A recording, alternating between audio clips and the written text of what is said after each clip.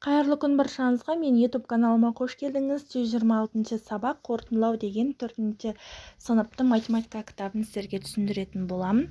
Бүгінгі тақырыптан сіздер радиусы бойынша шеңбер және дөңгелек салуды үйренесіздер. Бірінші есепте дәптеріңе орында деген кесінділердің қайсысы шеңбердің радиусы болатынын жаз, диаметрі ше. Дәптеріңе берілген шеңбердің радиусынан 2 см артық шеңберсіз деп сіздерге көрсеткен екен. Міне сіздерге есепті ұсынып отырмын. Дәл осылай жазып алсаңыздар есеп дұрыс шығатын болады.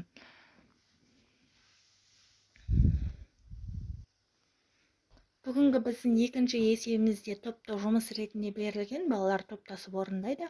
Дәптеріңе орында деген қажетті өлшемдерді жүргіз және дәптерге сызбасыз деген. Міне сіздерге дәл осылай сызып көрсеттім. Шеңберді әдемі етіп сіздер сызыңыздар. А және М сызығымен көрсетіп отырмын. Ал үшінші есепте дәптерінде орында деген шеңберлердің радиусын өлше, оларды әртүрлі центрден сыз деген. Мына жерде бір шеңбердің ішінде 3 шеңбер орналасқан екен. Мен сіздерге соларды жеке-жеке сызып көрсеттім. Бұл жерде берілгенде дәл осылай сыз деген сіздерге осылай көрсетіп отырмын. Біріншісіне 10 мм, 14 мм, 18 мм мен көрсеткен.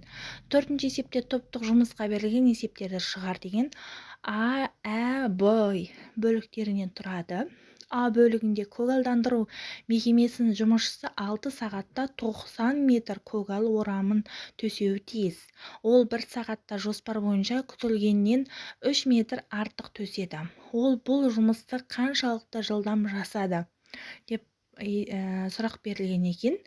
Ал Ә бөлігінде автокөлік пен автобустың арасы 60 км, автокөлік 70 км сағатына, ал автобус 50 км сағатына жылдамдықпен қозғалды.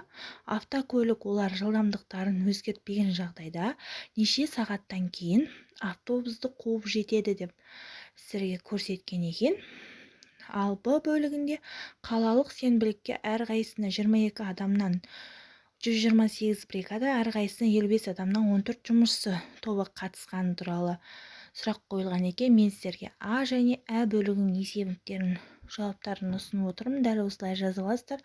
Біріншісінде 1 сағат жылдамдықпен деп көрсетілген. Бесінші есепте математикалық күнделікті өмірде тапсырманы орында. Диаметрі 5 метр гүлзардың пішіні дөңгелек, оны ені 1 метр болатын шыммен дөңгелекте қоршап шықты. Гүлзардың диаметрі қандай болып өзгерді деп сұрақ қойылған екен. Сіздерге осы сұрақтың жауабы ретінде міне D1-іміз 5 метр, D2 деп бұл диаметр 2 деп айтуға болады. Ол 7 метр деп есепті шығардым. Ал бүгінгі 6-шы есебімізде дәптерінде орында деген өрнектердің бірін қағаз бетіне салып көр деген. Және өз беттеріңізде оларды бояп көрсеңіздер де болады. 7-ші есепте сызбасын сал, есепті шығар. Периметрі 200 метр болатын тік төртбұрыш пішінді хауыздың бұрыштарына 4 оқушы келіп тұрды. Жаттықтырушы хауыздың бір шетіне жүзіп барып оқушыларды өзіне шақырды. Барлығы ең қысқа жолмен жүзіп барды. Болат 30 метр, Серік 60 метр, Әлия 40 метр жүзді. 4-ші оқушы қанша метр жүзді деп сұрақ қойылған екен. Біз бұны шығарып сіздерге көрсетейін. Периметр жалпы хауыз 200 метр, Болат 30 метр, Серік 60 метр, Әлия 40 метр. 4-ші адамға сұрақ белгісі қойылып тұр. 200 барлық 30, 60, 40-ты бір-біріне қосамыз, 200-ден азайтқанда 70 метр шықты. 4-ші оқушы ол 70 метр жүзген болып есептелінеді. Есептің жауабы бойынша. Бүгінгі сіздерге 8-ші есепте есептеуді орындап, өрнектерді салыстыр деген. Салыстыру қиындыққа соқпайды сіздерге. Бір жағын көбейтіп, екінші жағын көбейтесіздер. Сонымен қай жағы көп салыстырып, осылай сіздерге есепті шығарып ұсынып отырмын.